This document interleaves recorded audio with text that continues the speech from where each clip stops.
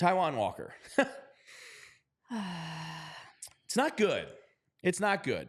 Now, the goal of Taijuan Walker for the remainder of the year should be, in my opinion, like a 4-inning guy. He's not going to go away. You're paying him $18 million. The reality of the situation is you need him to eat some innings. I do not really care to make Taijuan Walker a 6 or 7 inning guy unless he just mows through the first 4. I would try to get Spencer Turnbull a little bit more work. I don't think you go to him now because you want to preserve him for the year. Michael Mercado's on fire in the minors. You might see him. There was a piece by Alex Coffey yesterday that maybe he gets a call up at some point. But Taijuan Walker isn't going anywhere, bottom line. I don't even love piggybacks, but I think you have to kind of go Turnbull and Taijuan as like a combined human.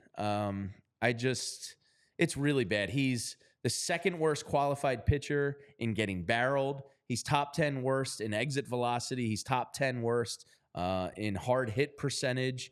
He's pretty much just laying meatballs across the plate and getting rocked. You have to manage this a little better.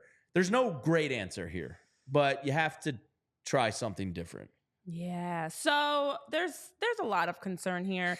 I think for one thing that was mentioned, I think it was Ranger mentioned it, Zach mentioned it, that the Phillies have really, it was Zach that mentioned it last, but the Phillies have really embraced having their starting pitchers be able to go 7+ innings. They want to be able to go the distance. It allows them to have to be able to minimize how much they're taxing the bullpen, and also just gives them the confidence in knowing they have a starting pitcher that can go 7+ innings. We've seen a lot of teams, similar to what the Giants did yesterday, that don't have that. They're pulling their starting pitcher after 1, 2, 3 innings.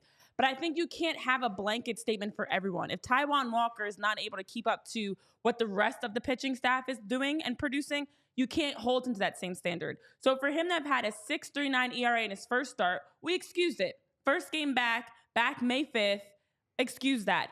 But since then, his ERA has actually continued to worsen with each game. And you look at Monday's game, a 5.51 ERA in that outing, because in the 6 innings that he pitched, we saw him, of course, give up 5 earned runs, 9 hits. It's been progressively actually getting worse. And the problem is, anytime you see Taijuan Walker pitching more than, I was going to say 5 innings, but 4 innings plays it really safe, it drastically drops off as the game goes on. Now, this time we saw him with some leadoff walks. It happened from the beginning, to be honest. But I think it's overuse. I don't think he's ready or capable of being able to pitch right now 6-7 innings. As we know, last year with the 15 wins he got, the win stat that we all love, he was an innings eater, 170+ innings that he was able to pitch. He's not that guy right now. And I think to hold him to the standard of where the rest of the pitching staff is, or where he was last year, which still wasn't great, is unrealistic. You have to make a tweak. And how many games are we going to continue to see him give up? He's got 14 runs that he's given up in his 5 games that he's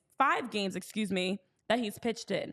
You know, he is someone that, despite the fact the Phillies still grind out a win when he's pitching, for him, they get up and play. For him, they can get offensive production. Zach, no run support.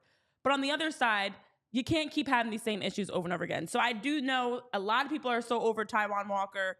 We know the contract. We know the details, the logistics, the injury, all this, that, and the third. But most importantly, we know he cannot pitch 5-6 innings.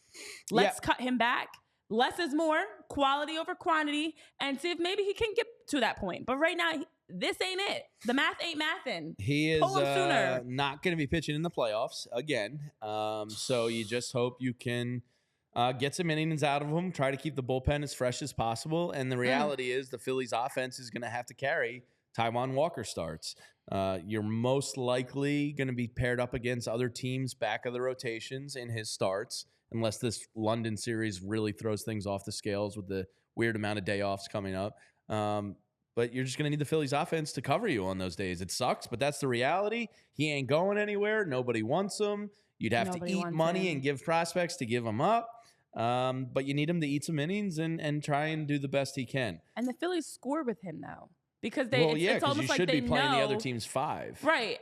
Correct. And also, I feel like it's intrinsically, there's another great word for you, knowing that when he's on the mound, you got to score runs. Whereas I feel like, and I'm not saying this is the truth, but we have seen with Zach, the inability to score. And maybe a little bit too lax of like, oh, it's going to come, it's going to happen. But overall, as we know, guys, we can complain about Taijuan until we're blue in the face.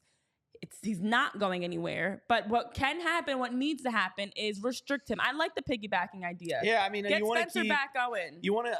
I don't think Spencer Turnbull should be necessarily a one-inning guy right now. No, trying to keep his arm prepared. I think for like those 2 and 3 inning situations, and just piggyback him to Taijuan. Tyler, I don't love the piggyback, but here I think it makes a little bit of sense. You know how much I hate the piggyback. I don't think anybody really situation. likes the piggyback. Right? I will say this: Taijuan Walker's splits are painfully obvious. Oh, did you see his baseball savant? There is. I haven't looked at it yet, but I'm sure it's not very good. But his splits are painfully obvious. Let me just run these for you really quickly. We know how bad he is in the first inning, right? The first inning is not strong for Taijuan Walker, but first time through the lineup in this season, right? He's had 53 at-bats the first time through the lineup. He's given up 19 hits. Hitters are hitting .358 and have an OPS of almost 1 against Taijuan Walker. He's given up 3 home runs and 11 RBIs. The second time through the lineup, he gets significantly better. He drops that split to a 244, 333. The OPS drops almost 300 points.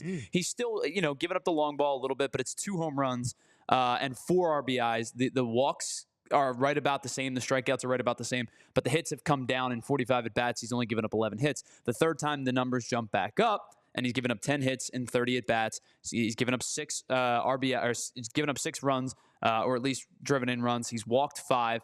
The strikeouts come way down, and the OPS goes back to almost 1. Now, you can even take that a step further and go throughout his career. Taijuan Walker is a 3.83 pitcher the second time through the lineup. He is such a bell curve pitcher where we know he's going to struggle early.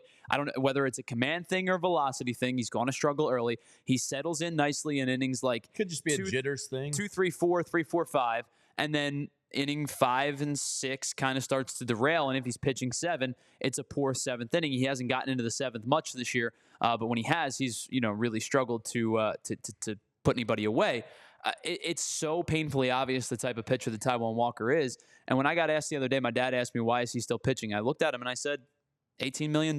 Yeah, that's all That's the only answer. Yeah, the weird otherwise thing, you'd look at somebody else. Yeah, and the weird thing as you're talking about, the inning pitches for Taijuan, that, as you mentioned, the first is the worst, which is not good because how do you possibly, even in a piggybacking situation, the only thing I can think is maybe if he knows he's gonna be out there for less, it will allow him to focus on just like a smaller sample size. Maybe, I don't know, it could be less overwhelming. Because to give up 11 runs, 3 home runs in the first time you're facing batters, you're literally, as you mentioned, you're starting off the game giving. Here's some runs. Go score. His walks do get worse as he stays in the game, and it does increase with each time he's facing batters. But the second time through, he's actually very good compared to the first and the third time through. So if you could somehow get him that second time through the order type of production, maybe it's a smaller sample size, like we said, if it's 4 innings and he's not facing guys as much and he can just focus on get out. Sometimes I think guys need less of that pressure of like, if everybody else is expected to go 7+ innings, you're not, Taijuan. We're going to have you go 3-4 innings. Just give us really good 3-4 and we'll build from there. He's allowed 22 base runners in the first and second inning of games this year. And then this is where, like, I genuinely am baffled at this guy as a pitcher. He's given up 22 base runners in the first 2 innings. In innings 3 and 4, which he's gotten through all 6 third innings. He's gotten through 5 of the 6 fourth innings. He got pulled in the 4th in 1 start. But he has given up in those 11 and a third compared to the 12. It's just 2 out different sample size. He's given up 13 base runners. It's still a lot. It's still 13 base runners over the course of 11 and a third. The whip is still over 1, but it's substantially better than the 1.6 whip he has in the first and the 2 flat whip that he's got in the second. I don't understand this guy, and I'm not quite sure that I ever will.